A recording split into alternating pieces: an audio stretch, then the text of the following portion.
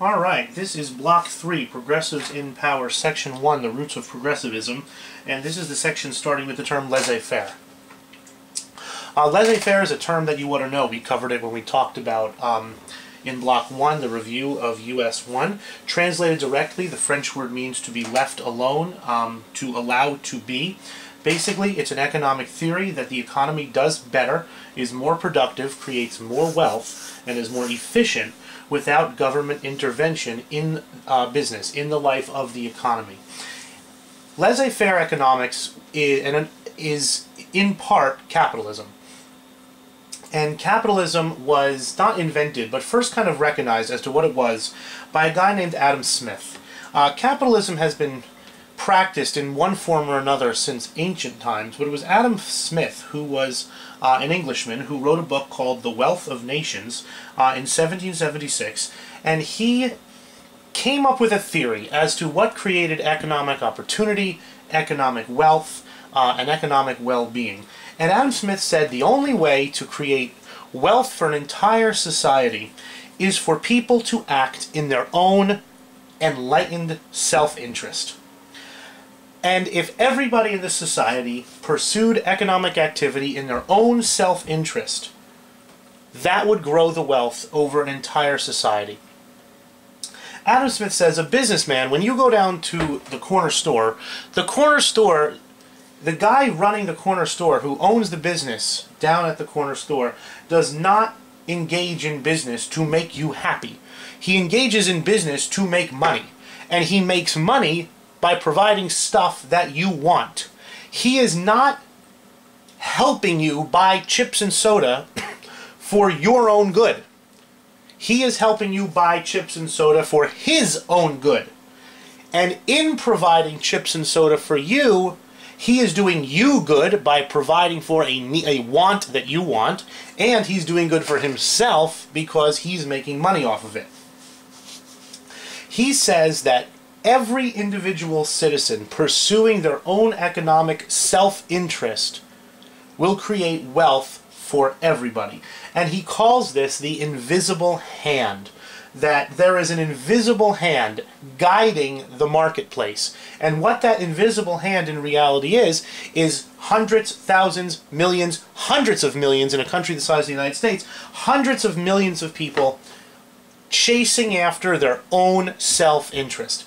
That people who want to just do good for the sake of doing good, Adam Smith says, are economically worthless. The only people who are economically successful and create success for an entire culture are those people who pursue their own self-interest. So Adam Smith said, with this invisible hand, the last thing that the government should be doing is interfere with the workings of this invisible hand.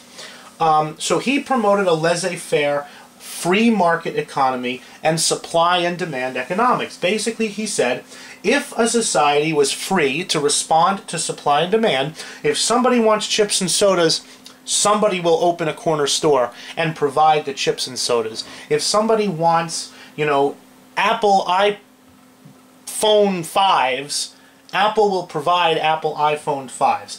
And it is through just a huge, complex series of individual wants and needs, demands, and then individual people supplying those demands that economic needs are met.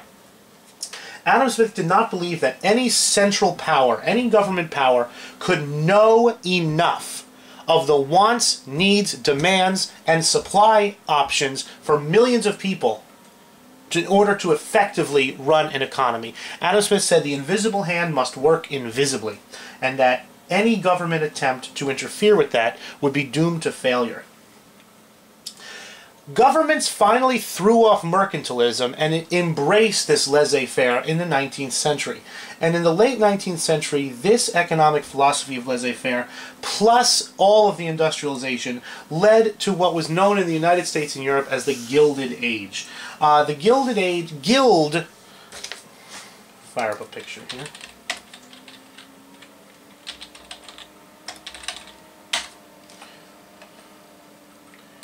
If something is gilded, that means it's covered with gold. Here's gilding. Here's a gilded statue of a Buddhist god. The Gilded Age was an age covered in gold, and it was caused by this tremendous increase in wealth, caused by laissez-faire and caused by the Industrial Age. And Mark Twain, the writer, gave the name Gilded Age to describe the huge, ostentatious, wealthy lifestyles that the Gilded Age allowed the very rich.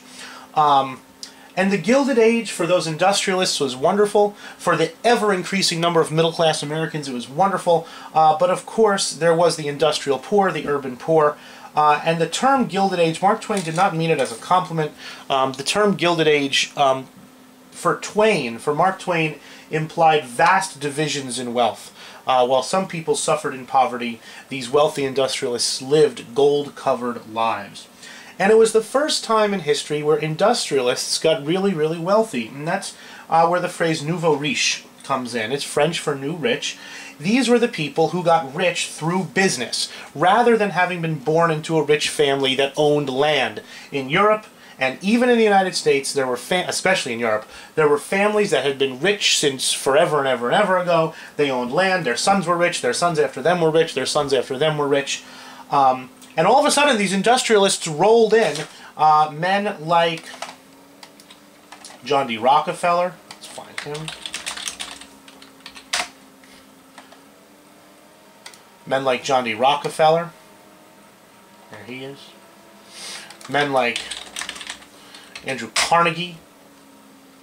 He has a cool beard. There he is. Andrew Carnegie. Men like J.P. Morgan. There's J.P. Morgan.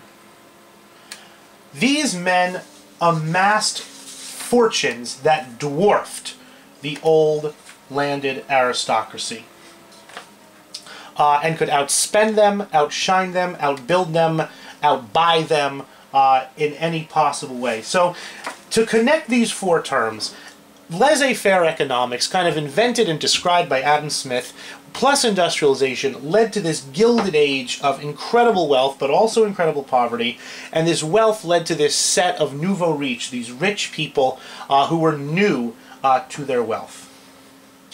Excellent.